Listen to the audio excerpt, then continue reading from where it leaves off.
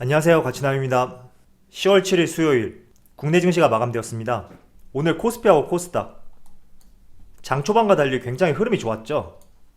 오늘 하루만큼은 이렇게 뒷심이 강할 거라고는 생각을 하지 못했는데 굉장히 뒷심발이를 잘해주면서 코스피 같은 경우에 약 0.9% 상승이 나왔고 코스닥은 0.8%의 상승이 나왔습니다. 자, 이어서 삼성전자하고 SK하이닉스. 삼성전자는 오늘 1.5%의 상승이 나오면서 59,900원에 마무리가 되었죠.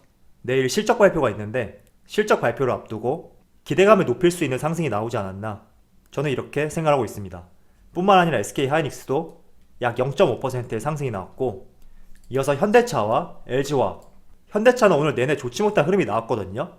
그런데 오늘 코스피 지수가 전반적으로 상승했기 때문에 장 막판에 조금 상승하면서 강보합으로 마무리가 되었죠. 그리고 LG화학 같은 경우에는 최근에 외국인의 매수세가 뚜렷하거든요. 그 때문에 60만원 초반까지 크게 밀렸지만 다시 상승하는 패턴이 나오면서 오늘은 약 0.9%의 상승이 나왔고 68만원에 마무리가 되었습니다.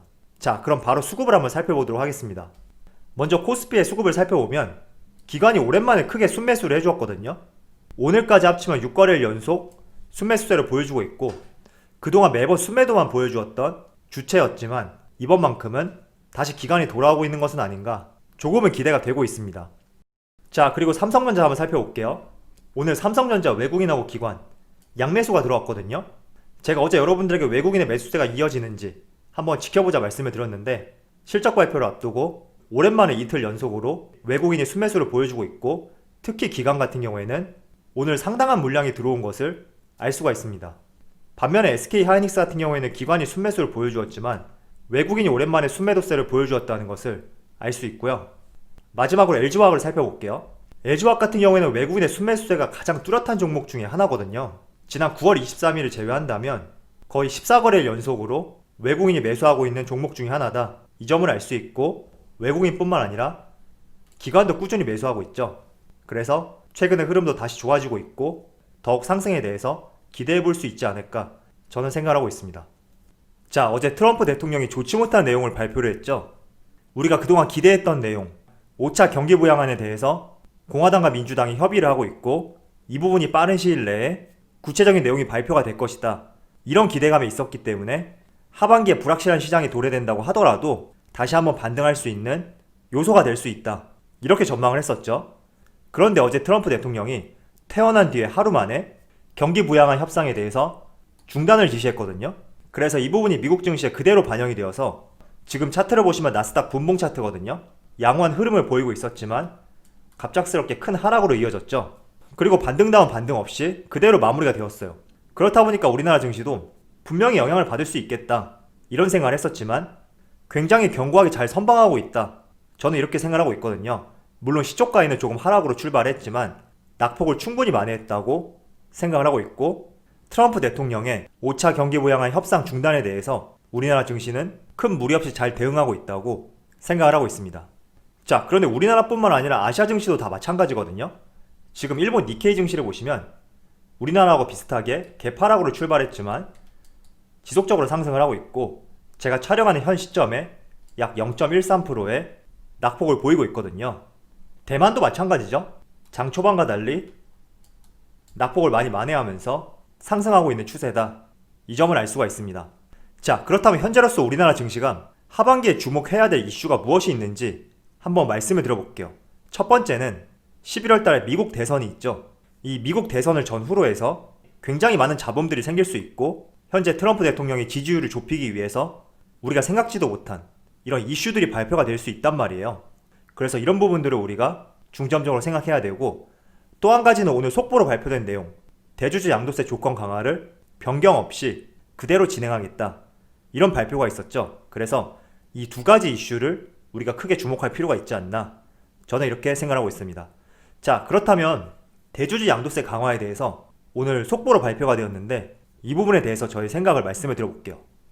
자, 제가 어제 여러분들에게 정부 여당에서도 반대 목소리가 많이 나오고 있기 때문에 대주주 양도세 조건이 변경될 가능성이 조금은 있다, 이런 말씀을 드렸죠. 그런데 하루 만에 계획대로 양도세 추진을 하겠다, 이런 발표가 속보로 나왔습니다. 자, 그런데 우리가 대주주 양도세 조건에 대해서 가장 부정적으로 보는 부분이 3억이 어떻게 대주주가 되겠냐, 그리고 어떻게 가족을 합산해서 결정을 하느냐, 이 부분이 우리가 부정적으로 바라보는 요소 중에 하나라고 저는 생각을 하거든요.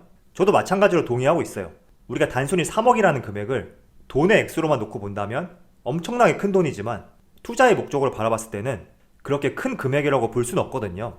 그런 측면에서 3억이 대주주로 포함이 된다, 이런 의미에 대해서는 좋지 못한 생각을 하고 있고, 또 한편으로는 가족 합산, 개인도 아닌 가족 합산으로 묶이면서 올 연말에 양도세를 피하기 위해서 물량이 출회될 때 큰 지수의 폭락으로 이어지지 않을까, 이런 생각들을 하실 거예요. 자, 어쨌든 정부에서 양도세 계획대로 추진하겠다, 이렇게 발표를 했죠. 그렇다는 말은 우리가 이제부터는 양도세 기준을 변경해라, 이렇게 내세울 것이 아니라 양도세 조건이 기준대로 진행이 된다고 하니까 그 이후의 계획을 세워야 되는 시점이란 말이에요.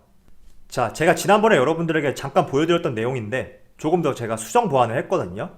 그동안의 양도세 조건 변화가 여러 번 있었지만 가장 근래를 살펴봤을 때 2018년하고 2020년 이렇게 두 번 있었거든요. 2018년 당시에는 25억에서 15억으로 낮아졌고, 올해 같은 경우에는 15억에서 10억으로 낮아진 상태죠. 그리고 내년에는 다시 10억에서 3억으로 이렇게 낮아지는데, 한번 이 시기에 개인 투자자들의 물량이 어떻게 출회되었는지 살펴보도록 할게요. 먼저 2018년 당시에는 25억에서 15억으로 한층 강화가 되었거든요. 그래서 17년 12월에 첫날 종가와 17년 12월에 말일 종가를 비교했을 때 코스피 같은 경우에는 약 4.3% 하락이 나왔고, 코스닥은 1.4%의 상승이 나왔습니다. 그리고 개인 투자자들의 물량을 살펴보시면 코스피, 코스닥 합쳐서 무려 5조 원이 넘는 순매도 물량이 나왔죠. 지금 여기 보이시는 금액 같은 경우에는 단순히 매도 물량이 아니라 순매도 물량이에요. 그러니까 매수한 자금과 매도한 자금을 다 합쳤을 때 순수하게 얼마의 자금을 개인들이 매도했는지 나타내는 금액이기 때문에 순매도 금액으로 이해를 하셔야 됩니다. 그리고 2020년 올해 같은 경우에는 15억에서 10억으로 한층 강화가 되었죠. 그리고 제가 여기 공간에 빼먹었는데 이 당시에는 17년 12월이 아니라 19년 12월이 되겠죠. 지수의 변화를 살펴보시면 코스피 같은 경우에는 5%의 상승이 나왔고, 코스닥도 5.5%의 상승이 나왔습니다. 자, 그런데 개인의 순매도 물량을 살펴보면 18년과 마찬가지로 5조 원에 육박하는 큰 금액이 나왔거든요. 그렇지만 지수의 변화는 오히려 상승했다, 이 점을 알 수가 있고, 제가 지난번에 여러분들에게 12월 자료만 보여드렸죠. 그런데 11월 자료도 보고 싶다, 이런 의견이 있어서 11월도 준비를 했거든요. 동일한 개념으로 살펴보시면 돼요. 일단 2018년 같은 경우에는 코스피는 약 3% 하락이 나왔고, 코스닥 같은 경우에는 무려 11%의 큰 상승이 나왔습니다. 하지만 개인 투자자들의 순매도 물량은 1조가 넘게 나왔죠. 그리고 2020년도 마찬가지예요. 작년 같은 경우에는 오히려 개인 투자자들이 모두 순매수하는 모습을 보여줬거든요. 그렇지만 코스피와 코스닥 증감률을 보시면 모두 하락한 것을 알 수가 있습니다. 자, 그래서 제가 여러분들에게 말씀드리고 싶은 내용은 지난 18년과 20년 이 당시에도 양도세 변화가 있었고 개인 투자자들의 물량이 상당히 많이 나왔거든요. 그렇지만 코스피와 코스닥에 큰 변화는 없었다, 이 점을 알 수 있고, 또 11월 같은 경우에도 변화율을 살펴보면 큰 변화가 없었다는 것을 알 수가 있습니다. 하지만 올해 같은 경우에는 조건이 18년과 20년에 비해서 훨씬 강화가 되었죠. 10억에서 3억으로 강화되었기 때문에 개인 투자자들의 물량이 지난 18년과 20년에 비해서 훨씬 많이 나올 가능성이 높다고 저는 생각하고 있거든요. 그렇지만 우리가 주목해야 될 점은 대주주 양도세 조건이 강화되었다고 해서 물량이 출회되고 지수가 다운된다고 하더라도 그 시점은 우리가 덩달아서 같이 매도할 시점은 아니다, 저는 이렇게 생각하고 있습니다. 오히려 이런 시점은 저가 매수할 수 있는 가장 좋은 기회다, 이런 식으로 바라보고 대주주 양도세를 대응할 필요가 있다고 말씀을 드릴게요. 자, 올해 코스피 주가 흐름인데 한번 살펴보세요. 보통 개별 종목은 다를 수 있지만 지수를 놓고 볼 때는 상승보다는 하락의 폭이 더 크거든요. 이게 무슨 말이냐면 지수가 상승할 때보다 하락할 때 더 낙폭이 크게 나온다, 이런 의미인데, 지금 차트를 보시면 빨간색과 파란색 캔들이 섞여 있지만 그래도 파란색 캔들이 빨간색에 비해서 더 큰 것을 알 수 있죠. 왜 이런 현상이 나오냐면 다 투매로 인한 현상이거든요. 예를 들어서 시장에서 악재가 발생이 되었을 때 이 정도 악재를 봤을 때는 1%의 하락이 나오는 것이 적정할 수 있지만 우리는 주식을 하면서 공포감, 더 떨어질 수 있다는 두려움, 이런 나의 요동치는 심리로 인해서 시장은 그보다 더 크게 하락한다. 이런 의미입니다. 그래서 올해의 차트를 살펴보시면 빨간색과 파란색의 캔들이 섞여 있지만 대체적으로 파란색 캔들이 빨간색보단 더 큰 것을 알 수 있어요. 그래서 이 점을 하나 참고를 하시고요. 자, 그렇다면 이제 결론을 말씀드려 볼게요.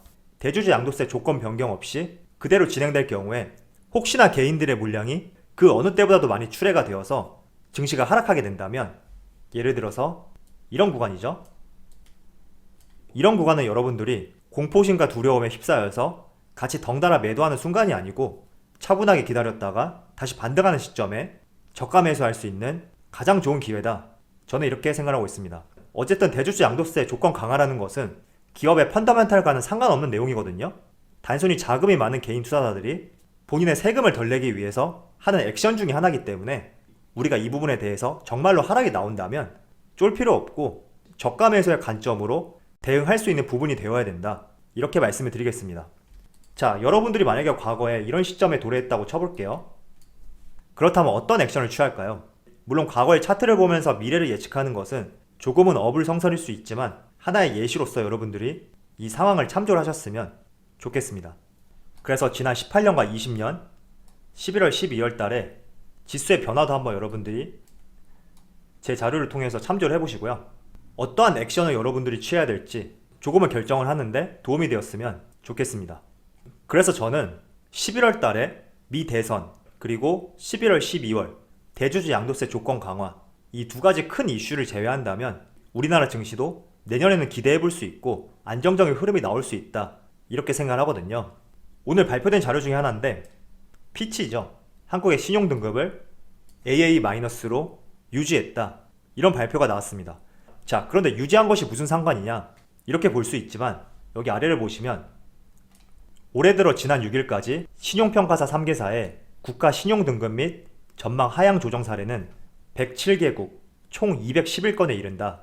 특히 영국, 캐나다, 미국, 일본 모든 선진국들이 국가 신용등급이 다 하락했거든요. 그렇지만 우리나라 같은 경우에는 신용등급이 그대로 유지되었고 OECD 국가 중에서도 물론 마이너스긴 하지만 GDP 성장률이 가장 양호하단 말이죠. 그리고 지난 9월 달에는 작년과 비교해서 수출도 증가했단 말이죠. 그래서 이런 다양한 점을 토대로 봤을 때 우리나라 증시는 여러 가지 이슈로 인해서 흔들릴 수는 있지만 우리가 스스로 뛰쳐나갈 필요 없고, 그리고 지난 3월처럼 폭락장세가 이어질 것이라고는 생각하지 않고 있습니다. 따라서 여러분들도 제가 말씀드린 여러 가지 내용들을 토대로 생각을 해보시고 정리를 해보신다면 앞으로의 방향성을 세우시는데 도움이 될 거라고 말씀을 드릴게요. 자, 그리고 마지막으로 빅히트 얘기 한 번만 할게요. 일반 청약 경쟁이 마감이 되었거든요. 607대 1이 나왔는데 공모가가 높다 보니까 경쟁률은 크게 높진 않았어요. 그렇지만 여기 아래 보시면 증거금 1억당 단 2주밖에 못 받는다. 이런 말이 있듯이 앞으로 우리가 상장하는 종목들에 대해서 투자하는 방식은 공모주 청약이 아니라 다른 방식으로 바꿀 필요가 있다고 저는 생각하고 있습니다. 예를 들어서 지분을 가진 기업들을 선점해서 미리 매수할 수 있는 방법이 될 수 있겠죠. 이런 식으로 다양한 방법을 이용해서 투자하는 것이 오히려 공모주 청약에 대해서 전략적으로 매매할 수 있는 방법이지 않을까, 이렇게 보고 있습니다. 빅히트 전에 상장되었던 SK바이오팜하고 카카오 게임즈를 보시면 아실 거예요. 상장 며칠 동안은 연속 상한가가 나왔지만 그 뒤에 개인 투자자들이 매수할 수 있는 기회가 오고 그 이후 시점부터는 주가가 끊임없이 하락하고 있죠. 그래서 이런 점들 잘 상기시키면서 섣부로 매수보다는 이런 신규 종목들은 관망하는 것이 좋은 전략이라고 말씀을 드리겠습니다. 자, 그럼 오늘 영상에서 마치도록 하고요. 내일은 삼성전자하고 LG전자 실적 발표가 있는 날이에요. 다들 실적이 어떻게 나오는지 관심 있게 바라봐 주셨으면 좋겠습니다. 그럼 언제나 여러분들의 성공 투자를 기원하도록 하겠습니다. 감사합니다.